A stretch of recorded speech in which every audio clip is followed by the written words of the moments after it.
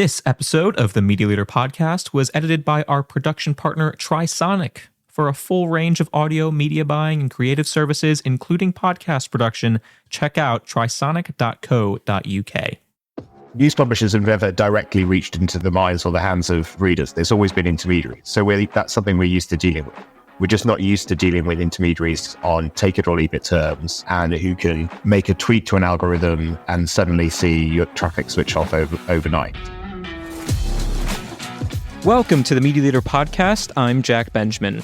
It's been quite a whirlwind year for news media. Just in the past few months, the Spectator has been sold to Paul Marshall. The Evening Standard has moved from a daily to a weekly publication. The Guardian announced it is fielding an offer to sell The Observer to Tortoise Media. The future of Rupert Murdoch's media empire is being settled in a Nevada court. Google has begun to roll out AI overviews on search in the UK. And local news startups like Mill Media have announced expansions. That is quite a list of stories, so I couldn't think of anyone better to talk through them than with the CEO of the News Media Association, Owen Meredith. The NMA recently celebrated its 10th anniversary, so it felt a fitting time to take stock of all that's changed in the past decade and how the market for publishers has become more challenging. Meredith joined as CEO of the NMA 3 years ago. We talked about the challenges facing news organizations, whether it be from developments in AI, anti-competitive practices from Google, or publishers' codependency on social media companies for traffic. We also discussed the NMA's priorities for the new Labour government. This is that conversation. I hope you enjoy. Owen Meredith, welcome to the show. Thanks for being here. Thanks for having me. So I actually wanted to start by just getting to know you a little bit better. We've chatted before a few times, but not in such a formal setting. And I know you have some experience in politics where you got into the News Media Association. You even ran for public office, I believe, as a conservative last decade. I'm curious what got you interested in getting into media from politics and then news publishing. And I would say it was all a grand plan, but that as the best things in life, that was never the case. So I was working after I graduated from university. I moved down to London and was working for the Institution of Civil Engineers, which is sort of representative organisation and professional body for civil engineering. That was before the 2010 general election. And whilst I was at university, I'd sort of slowly got involved in some student politics and got involved with the Conservative Party. I then, after the 2010 election, went to work for a guy called Jeremy O'Froy, who was the newly elected MP for the Stafford constituency in the West Midlands. So I worked for him as his sort of parliamentary researcher for a couple of years. Had done what I thought I could get out of that and what value I could give to him, and was looking for something to move on to, but wasn't quite sure. And a friend said, there's a job going at the PPA, the Trade Association for Magazine Media. You should go and have a chat with Barry McElhenney, who was then running it. So I went and met Barry and had a coffee and sort of said, I don't really know if I want to do this role specifically in public affairs or what I'm really looking for. But tell me about your challenges. Tell me what you're looking for. And they had a whole range of stuff going on in the political sphere. But one of the long-standing campaigns or political objectives that they had was to get VAT removed from digital publications. It had always been zero rated on print publications, newspapers, books, magazines. But as technology had changed and reading habits shifted, people were being punished with a 20% premium for consuming that media in a digital format. And I thought, that sounds interesting. I could get involved in that campaign. So I took the job at the PPA, not knowing where it would lead me. And then whatever it is, decade and a half later, I'm here still working in the media sphere, absolutely loving it. And I think partly because of that political sort of background and political interest, I've always been an avid consumer of news in all its formats. So it was a natural fit to come across and join the News Media Association 3 years ago, as I did. I'm curious, given the political background and as in your role as head of the NMA, what you make of the new Labour government's early stances toward the news media, creative industries. They've only been seated for a few months now, but what's been your sense from those first few months? One of the jobs that I had when I joined here was to sort of rebuild the relationship between the news media industry and the Labour Party, which for historic reasons, which we may touch on, but had not always been the best. And I think under Keir Starmer's leadership, they were keen to reciprocate and rebuild. So we've had a good relationship with the Labour Party in opposition.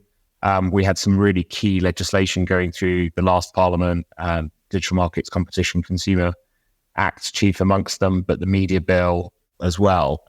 And most of these were essentially cross-party consensual issues, but there were always tricky, niggly bits, and inevitably with legislation as you go through, the government's text and what it seeks to achieve isn't necessarily always directly aligned. So our role at the NMA is to represent the collective views of the news industry to those politicians to try and get changes. And Labour were very helpful in the last Parliament, listening to us, hearing our concerns, sometimes agreeing with us and raising those concerns with the government and getting and achieving change to legislation. So we've built over a number of years good relationships. And clearly one of what I would say is the good things that Sir Keir Starmer has done since he became Prime Minister was, by and large, the people who held a brief in opposition have been appointed to do pretty much the same brief in government. There are some exceptions at junior ministerial level, but by and large, that's the case. So actually, for us, Stephanie Peacock, who's the new media minister in DCMS, she'd shadowed that brief for a number of years beforehand. So she knows us, we know her. So actually, there's a bit of continuity, and that's really helpful from building the policy consensus and taking things forward in this new Parliament. I mean, clearly, they've had some challenges to deal with. Sure. And yeah, we're only 60, 70 days in, whatever it is. So much to see with party conference season coming up. We'll see if we hear a bit more about what they want to do. Stability was a point that was made by Radio Center CEO Matt Payton as being a likely positive going forward compared to just the past, let's say, decade of people coming in and out of positions. I'm curious what you think is most important that the new government urgently addresses. We might get into some other challenges facing the news media industry later on, but what would you hope that they address first, if anything? From the news perspective, we don't have huge legislative asks. There are some, by and large, technical bits around AI, transparency and things like that we would like to see this Parliament deliver on and look at from a legislative point of view. For us, I would say the most important thing is that shortly on the desk of the Secretary of State will be the guidance that the CMA needs, the Competition and Markets Authority needs to issue to put to effect the Digital Markets Unit's powers, which come out of the Digital Markets Competition and Consumers Act that was passed in the last Parliament. So this is legislation that's designed, it's an economy-wide intervention, but it's designed to level the playing field between publishers and platforms, as well as sort of leveling the rebalancing power within the wider digital economy. That act passed in the wash-ups of the last few days before the parliamentary recess and election.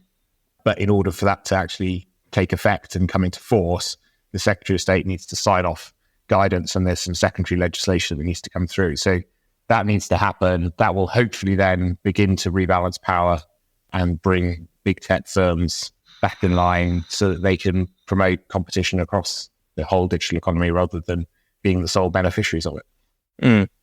I'll ask you a little bit more about some of those interlinking issues in a moment. But first, I wanted to mention the News Media Association had its 10th anniversary this summer. It was created in 2014 as a merger between two very old, more than a century old organizations, Newspaper Society and the Newspaper Publishers Association. I'm curious, reflecting back on 10 years, obviously you weren't with the News Media Association the whole time, but how would you describe the health of the UK news media industry today compared to where it was 10 years ago? It's a very good question. I mean, clearly in that decade, a lot has changed. And the most significant shift is the movement of audience away from print. That often gets written up as people turning off from news or, newspapers being in decline. Newspapers are not in decline, far from it. 8 out of 10 adults in the UK read news media on a monthly basis, and many of those much more frequently and with a much deeper relationship.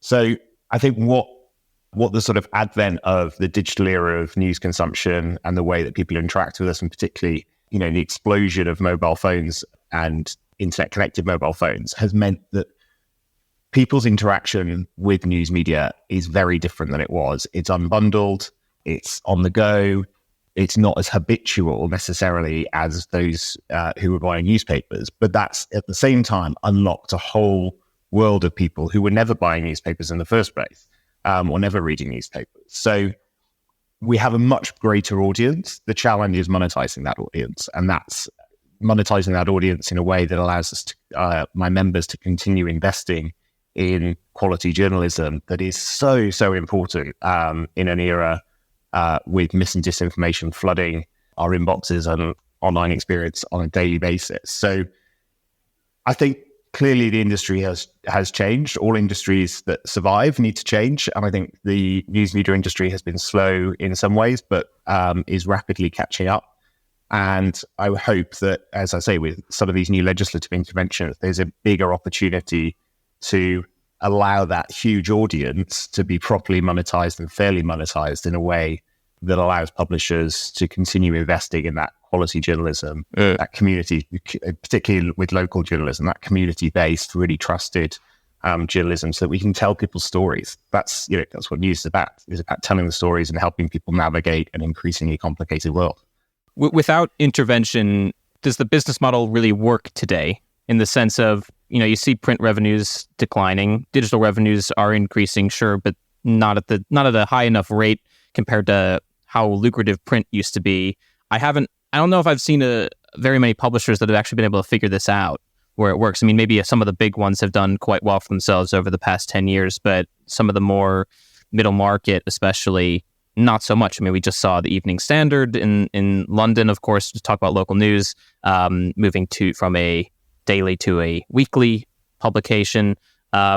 These are not positive signs necessarily, but I would hope that someone's able to figure this out. But is the model working at all for some people? I mean, I think I don't tend to like talking about individual titles, so I don't really want to get into the details of the Evening Standard. But I think that's not an unusual position that you're seeing as audiences migrate from one format to another. Publishers choose to focus their investment on the format where users are engaging. That, to me, makes sense. I mean, clearly, the challenge in terms of the business model, there's a stat that's probably a little bit out of date now, but illustrates the point that for every print reader is worth 8 times the monetary value of a digital reader. So making that huge audience that news media has online pay is a real challenge. And some of that challenge comes from how publishers engage and whether it's a mass market model or advertising funded. And I think given the dynamics of the online advertising market, that's probably coming even harder. So therefore, publishers are moving significantly more to membership, subscription, reader revenue-based models. That's really tough, but it's a tough nut that many publishers are starting to crack. There are many challenges that lean into that. All of various surveys from UK-based organisations like Ofcom and internationally show that the UK is pretty much always the bottom of any league table in terms of consumer propensity to pay for news. Uh-huh. There are probably many factors that play into that. One of the factors is, I think, the presence of a very large state-funded BBC that is competing directly. So if you've got a free-to-air, essentially, BBC news website with vast quantities of written text, no advertising, slowing down the load speed, heavily invested, high-performing website, and apps cross-marketed through TV and radio channels, that makes it really tough. And I think we roll back and think if the BBC was doing the equivalent of that 10 years ago, which would be to put a print newspaper on the newsstand next to all of my members' publications, but with a price tag of free when everyone else had a cover price, I think people would rightly say, hang on, something's not quite right here.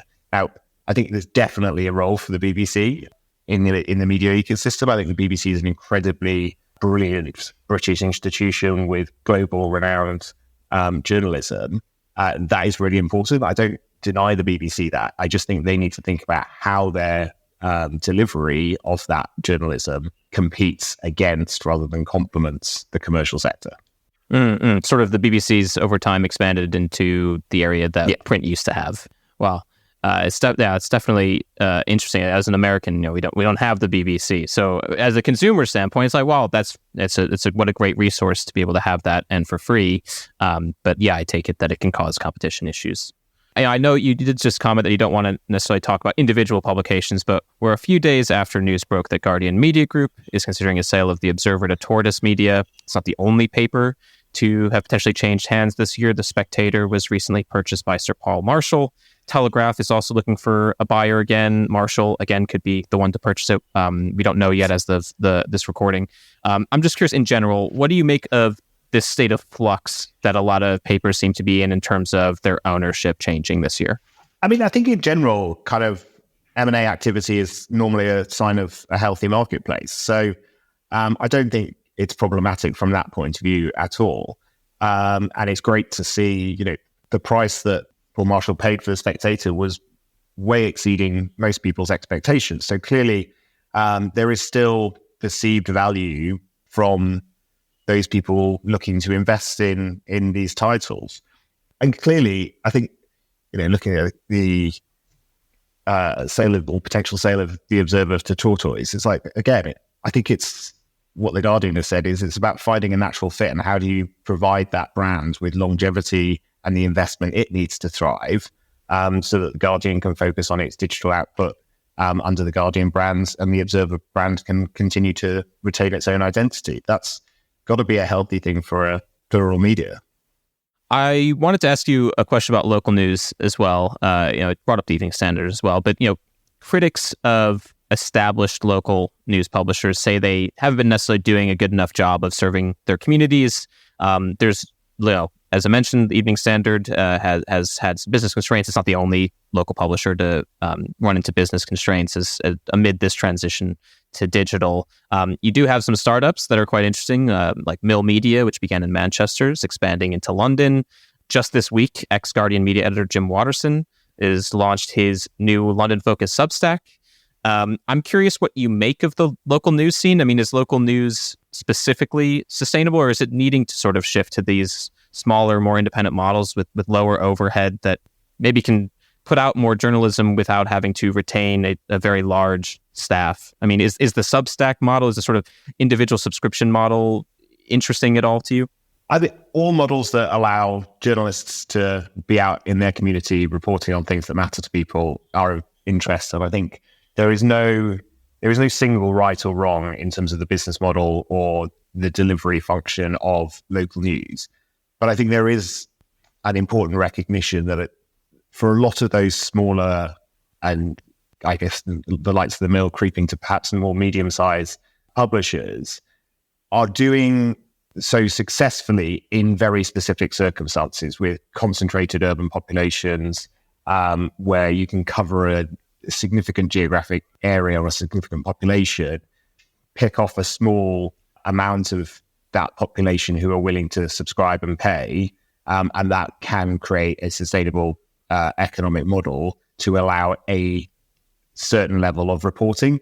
But it's not generally providing holistic local reporting across a range of issues, from courts to councils to community activity. So you don't get the full local news package that perhaps people would traditionally expect with a local newspaper. And I think there are plenty of examples of other single town titles with long, steep history that have survived and continue to survive and thrive with subscription models and others that are funding that in innovative ways. My general view is very much optimistic about the future. I think we've gone through some turbulent times. I think it feels like a corner has been turned. I go back to that point around audience. I think the latest GICREG audience figure for local media says it's about 79% of the population read their local news media brand. That's a really positive thing. That's not happened in the past. But clearly people are also getting local news from, or what they perceive to be local news, from Facebook and community groups and things like WhatsApp, street neighborhood groups and things. So it's a matter of what is news, what is important to people, what can news media publishers uniquely deliver that can't be delivered in other ways. And that editorially controlled, legally accountable, checked content that people can come to us because they trust us and they know that if they read something in their local paper, it is it carries significant weight and is the truth. Whereas, you find out something online that's happened in your local community. If you want to fact check that, where would you go? You'd probably go to your local news media site and go, okay, there's been something reported that happened in 10 streets away from me. Let me just go and check if it's been reported elsewhere to see if I can verify that that's actually a real event. So there's definitely a role of trusted local news and information that publishers can deliver. I think you can't do that at scale without scale networked group publishers, because the efficiency that you can deliver in back office functions and support functions to allow those journalists to operate on the ground only really comes, I think, with significant scale. I want to ask a few questions about the issue of trust, because it's obviously very important to news publishers. There's been recent news around ownership of publications that it seems like there's too much opacity around who exactly has a stake in different news media publications. The Jewish Chronicle has been in the news recently. Staff members, some staff writers leaving or refusing to write for them, and in part they just don't know actually who precisely has a stake in the paper, and there's everyone involved. And it's not the only news publication that necessarily has this problem. So, is there enough transparency around who actually owns different news media outlets? Yeah, I mean, I think there is by and large transparency, and clearly, there's a we don't have a regulated or state regulated licensed press, so anyone can theoretically publish what they want and publish and be damned, as they used to say. So, but I think in terms of established, trusted news brands that we're all familiar with, I think there are easy ways that you can find out who owns these brands and how they operate. So, I don't think transparency is a problem. Is trust in general a broader problem? Because it's not just the NMA, but also the PPA, Newsworks, all these organizations often push to market, especially to our market of listeners, advertisers, that we're a trusted medium. News media is a trusted medium. But according to surveys by like Reuters Institute for the Study of Journalism, news actually does have a trust problem from at least consumers, maybe not so much from the buyers of advertising themselves, but especially in the UK, trust is quite low in news media. Consumers complain of false equivalency, bias, corporate ownership structures, as I just mentioned, that sort of merger of opinion in news sections that has happened as papers become not physical and just all gets compressed online.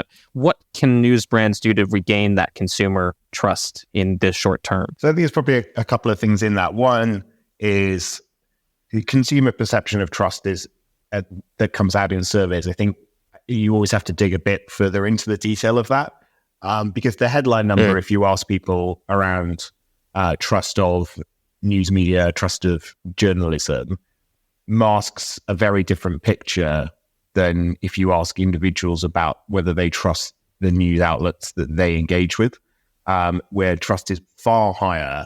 And that probably goes to that feeling of bias and kind of whether the political leaning of a newspaper is familiar with your own or not. So I always take with a slight pinch of salt headline numbers and encourage people to look into the detail. And some of the studies that Newsworks and others have done on that, I think, are really helpful in unpicking in a genuine and thoughtful way how the nation really think about news and the media that they engage with. I think there's also a challenge of that unbundling of the package because of the way that people consume their news now. You tend not to be 100% loyal to one brand, or you get certain stories that are fed to you by algorithms that reinforce your own view rather than getting a wider holistic view of what's going on and reading the paper, or at least flicking through the paper cover to cover, as many of us probably did in years gone by. So I think that also changes it. And one of the challenges I think we're going to have, particularly with some greater rollout of generative AI and kind of use of chatbots and things, will come down to how people can work out and whether people's media literacy is sophisticated enough to be able to unpick what is genuinely coming from a news brand and what isn't. And I think this is where some of the new legislation will be able to help and support in consumer understanding and making sure that when content is presented via a third-party channel, that actually you can identify whether that content is from a trusted news brand and there are proper links back and attribution. It's presented with, you're not seeing hallucinated content that's not really from the source that it says it's from. And you can verify that in a simplified way. So there are plenty of challenges around the trust argument, but I come back to this point that I see trust as a huge opportunity, because as you get a polluted ecosystem of disinformation and AI-generated sources, consumers should be confident in going back to the original source and going back to a news brand's website to check that information. I do want to ask you a few more questions about AI. More broadly, what keeps you up at night? At least maybe I'm projecting there are a lot of issues that keep me up at night as a journalist, and I'm curious if you share them. So AI is one of them.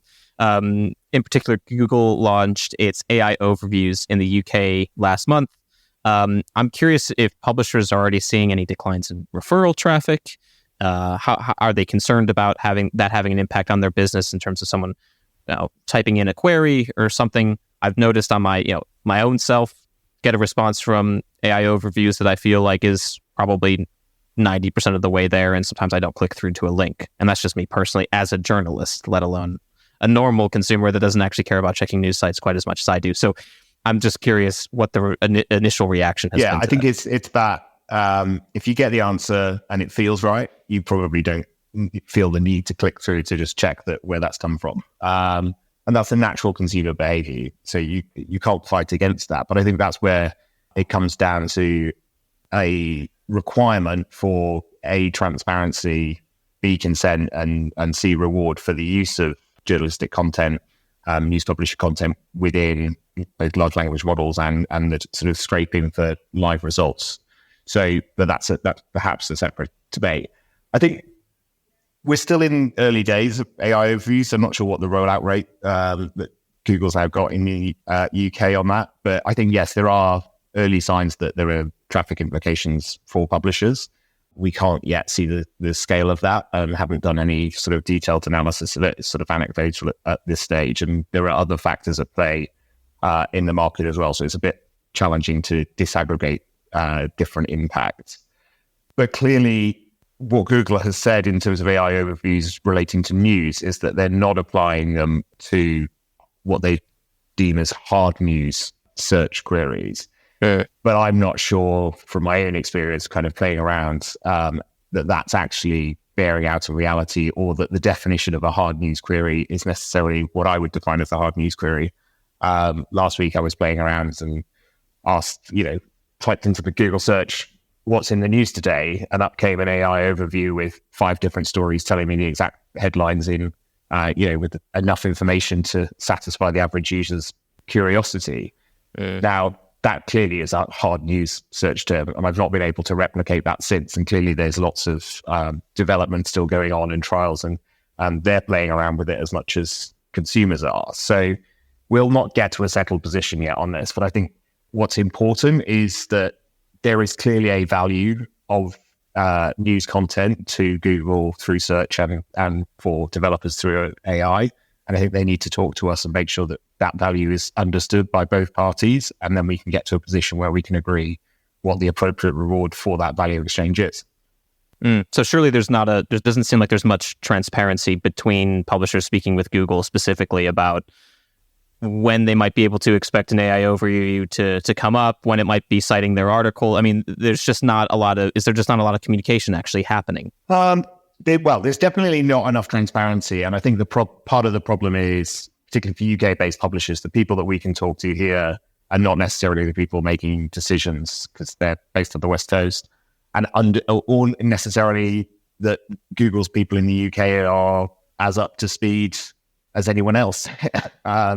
Sometimes they're learning this stuff for the first time through experience rather than communication. So there are challenges. I think we all understand business development and how it works, but some greater communication and transparency over what's happening would, I think, help the entire ecosystem, but certainly help publishers to understand what they need to do.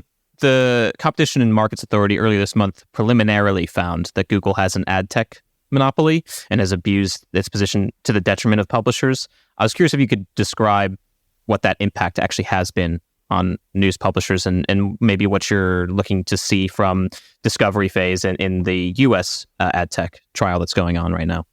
What we're seeing with both the CMA's preliminary conclusions and activity from the DOJ in the US is confirming what we've already always known.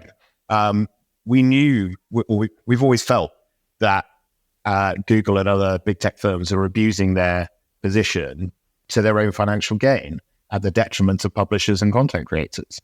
That's now widely understood on a political level, and increasingly understood on a competition and regulatory level.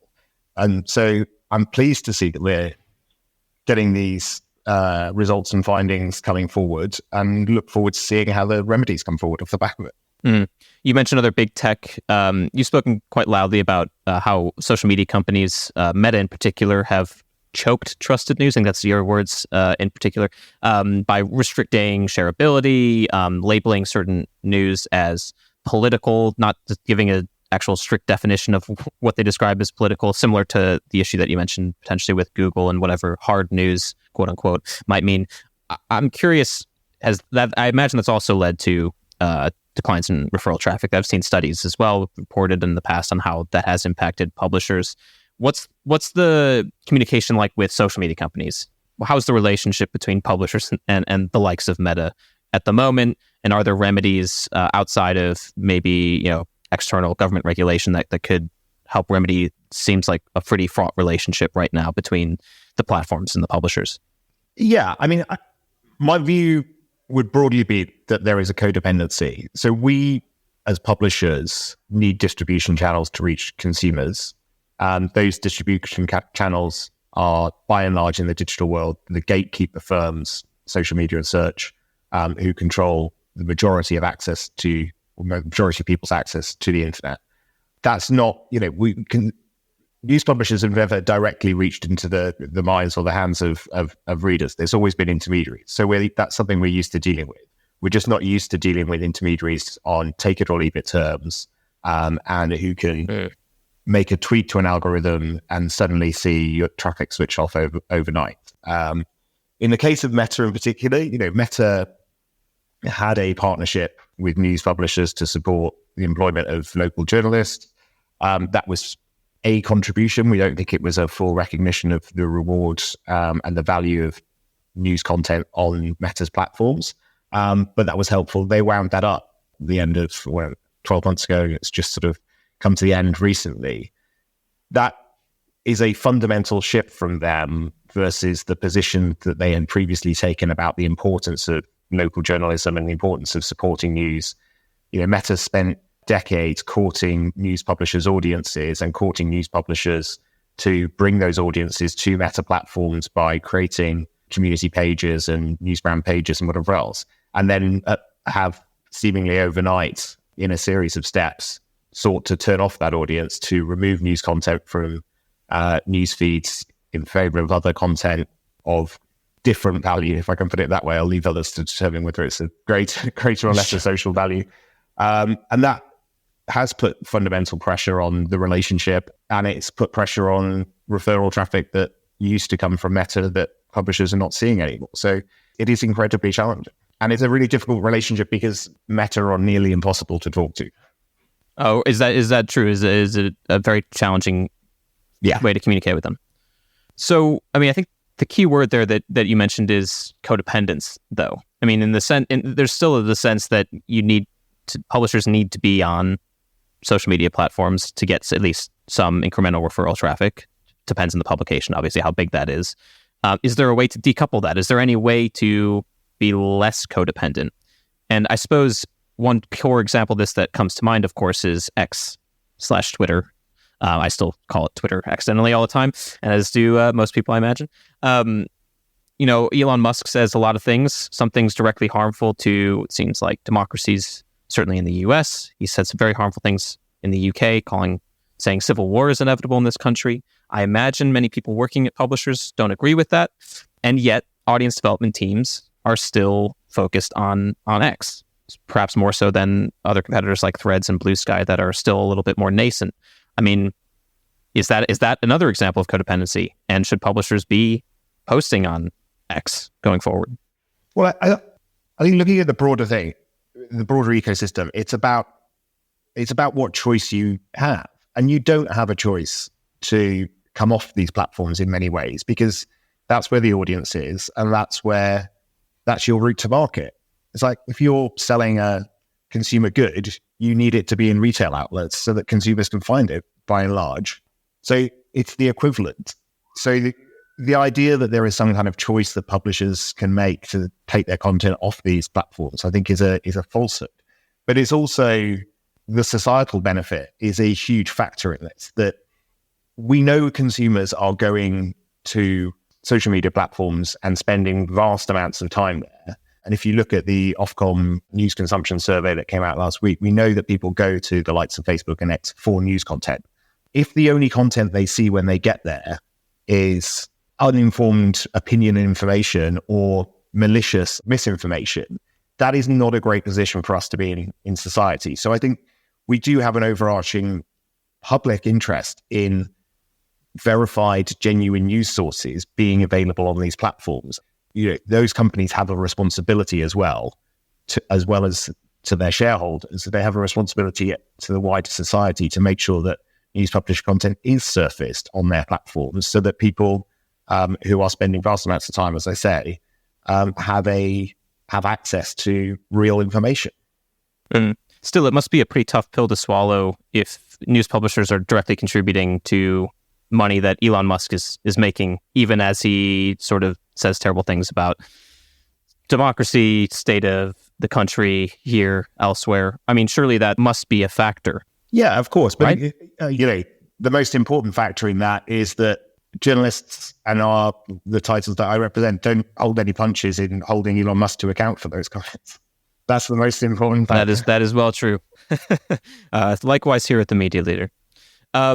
So I guess the last question, we reflected on the anniversary earlier. Looking into the future, what does the News Media Association need to accomplish in the next 10 years to create a healthier news media ecosystem? I think it's a fool who would forecast ahead 10 years in this era. But I think we've got the tools between ourselves, between regulators, and the government. I think the tools are there to ensure a healthy and sustainable news media ecosystem. I think, particularly with your audience, I think advertisers probably need to think carefully about where they're placing their investment, and do they want to be placing their investment in trusted, rich environments that support that professional journalism, or do they want to be placing it in unknown ad exchanges that end up in places that they're not entirely sure of? And I think there is a bit of a reset and a rethink that is needed across the whole ecosystem as to how particularly ad-funded models work to support competitive economies that don't drive us in one direction and allow an undermining of societal good as a consequence. But for us, the next 2 or 3 years will be focused on embedding the new digital markets regime and make sure that works effectively and achieves what the legislative objectives and policy objectives were when they came out. We've got a new government that's got 5 years to run. I think we're clearly going to see some kind of AI legislation coming down the track around that. I think we'll probably need some legislative intervention to bring about greater transparency over the use of news publisher content. But I'm pretty optimistic about the future. I think we've got people, we've got an audience, we've got people who want to engage with news brands. We've got a way of producing content, producing journalism, producing news and verified information that can counter some of the darker sides of what is available on social media and online. So there is a huge place for news publishing going forward, and I'm sure that we will have, I hope, a plural and vibrant news media sector in a decade to come. Well, optimism is always appreciated. Owen Meredith, thanks so much for joining me. Thanks for having me. Thank you for listening to the Media Leader podcast. This episode was edited by our production partners, Trisonic. You can find and listen to all our episodes on our website at themedialeader.co.uk or wherever you get your podcasts. But just remember, please do subscribe to be notified when we release our next episode. From all of us at The Media Leader, I'm editor Omar Oakes. Our executive producer is Jack Benjamin. See you next time.